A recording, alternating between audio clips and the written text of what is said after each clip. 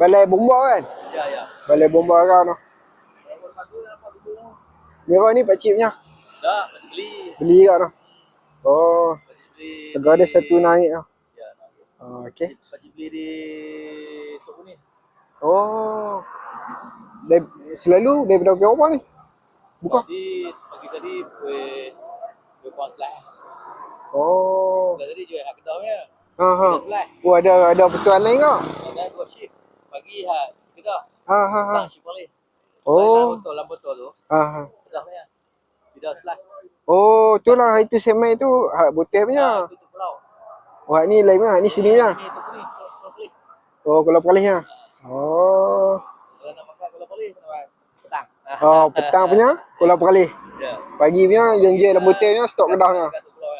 Kedah Kedah Pelih. Okey. Si dia balai bomba Arau. Pakcik ni jalanan punya merata mai. Selalu ada sini lah. Kalau petang ni shift orang lain.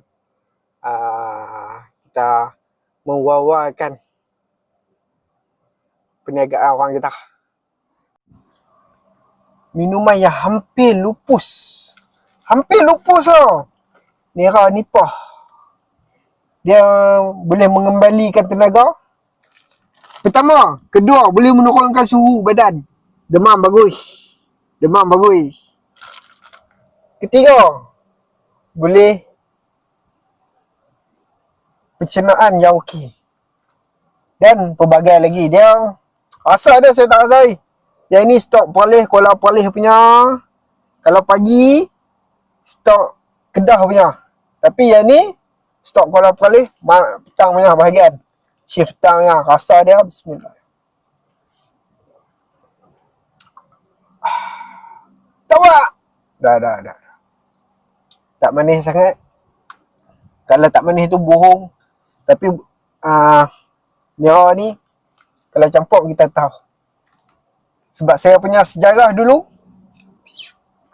alang-alang Nira Nipah di tangan. Oh, sedap. Sedap kali ni. Nira Nipah ni bukan senang untuk dihasilkan dengan harga sekian. Murah lah. Daripada batang tu urut banyak hari nak bagi daripada batang macam tu, nak bagi luntak batang tu, nak bagi jatuh bawah sampai bawah melengkung gitu. Lepas tu nak terus dia tahan pagi petang ambil, tahan petang esok pagi ambil. Tu yang dia, tu yang pakcik tu Pak Long bagi tahu. Pagi orang lain, petang orang lain sebab 2 shift. Dia yang jual